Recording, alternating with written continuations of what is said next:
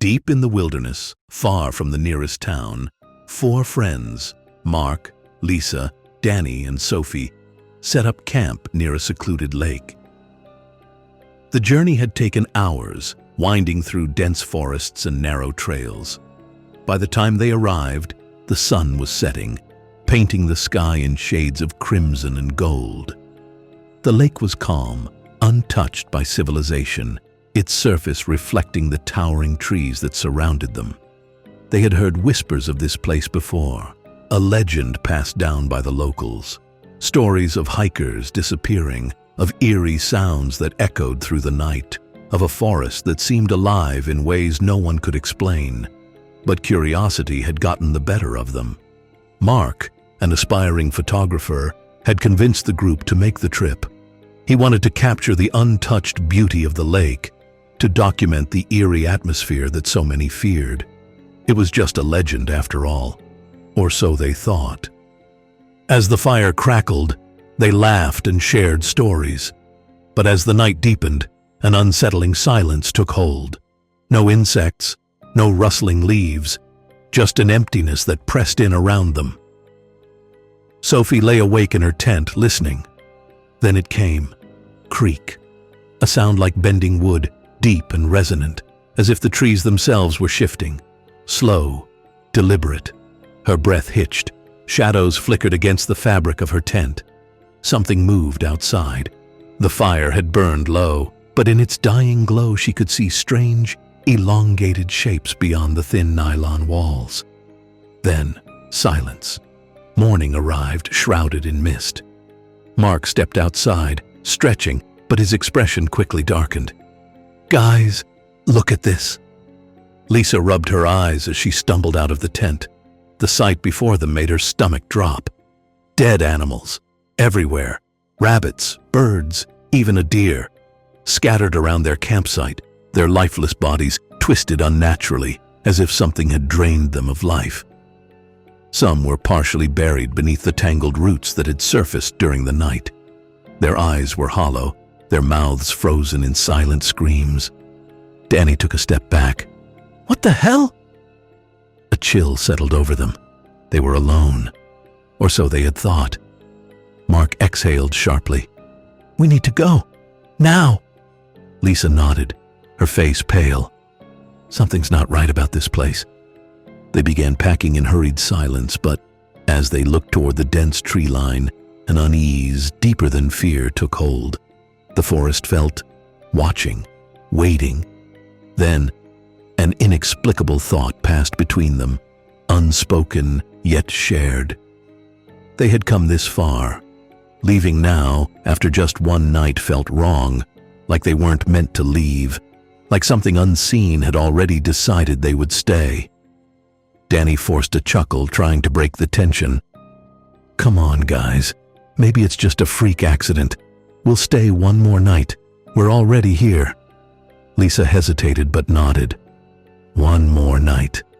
That night, the sound returned. Creak, closer this time. Louder. Sophie held her breath as a tall, bark-covered figure passed outside her tent. Its limbs, like twisted branches, moved in slow, deliberate motions. Its hollow eyes glowed faintly, blending with the forest around it. Then, snap! A branch broke just beyond the campsite. Sophie clamped a hand over her mouth.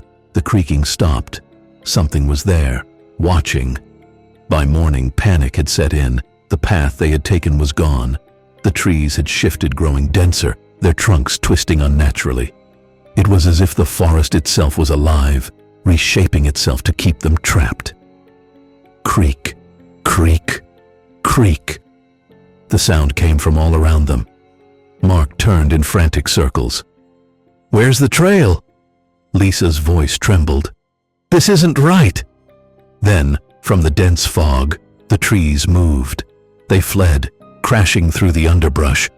The towering figures stepped forward, their bark-like skin blending seamlessly with the surrounding forest. Their limbs stretched like gnarled branches, their faces hollow voids of darkness. The creaking grew louder, echoing through the woods as more of them emerged from the trees. their bodies merging and separating from the forest itself. As the trees shifted, the earth beneath them trembled.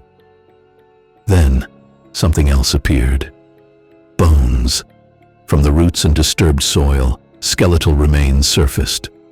Old, brittle skulls and twisted rib cages entangled in the roots of the forest. The ground was a graveyard, hidden beneath their feet all along. Lisa could barely whisper. They were never trees. They were watching, waiting for us to come too close, to take root in our fear. Mark didn't answer. He only grabbed her hand and whispered one word: "Run." The creaking grew louder, multiplying. The trees around them seemed to shift, closing in, their branches reaching like clawed fingers. More figures emerged from the shadows, their forms twisting and stretching. The skeletal remains clattered against the shifting ground, their empty eye sockets staring blindly into the dark. Then, the forest screamed. A sound erupted from the tree-like beings, a deafening shriek that pierced the night. It was a horrific combination of human wails and the cries of countless animals, wolves howling, birds screeching, the guttural growls of unseen beasts. The noise was unnatural, layered, a cacophony of agony and rage that sent an unbearable pressure crashing down on them. Lisa and Mark collapsed to their knees, clutching their heads. The sound wasn't just something they heard, it was something they felt. It crawled under their skin, rooted them to the ground, filled their lungs like a suffocating weight. Their vision blurred, their limbs went numb. The skeletal remains trembled as if responding to the monstrous call. The trees closed in. The sound peaked, overwhelming, deafening, and everything went black. Danny was the only one who escaped. Through sheer instinct, he tore through the forest, leaping over roots, ducking under claw-like branches. The trees moved, closing in around him, their shrieks ringing in his ears. His lungs burned, his vision swam, but he refused to stop. Something brushed against his back. Fingers, branches, he didn't care. He just ran. He ran blindly for hours, every step fueled by terror, until the forest finally relented. The trees thinned, the oppressive darkness lifted, and suddenly, he stumbled onto an old, overgrown path. He followed it, his legs barely holding him upright, until the flickering lights of a distant road appeared through the mist. He collapsed onto the cracked asphalt, gasping for breath. Behind him, the trees stood still, as if they had never moved at all. But he knew better. Now, he tells the story, his voice hollow and broken. He warns others never to go near that cursed forest. But in the dead of night, he still hears it. The creaking, the shifting, the screams that never truly left him. Because once the forest has seen you, you are never truly free.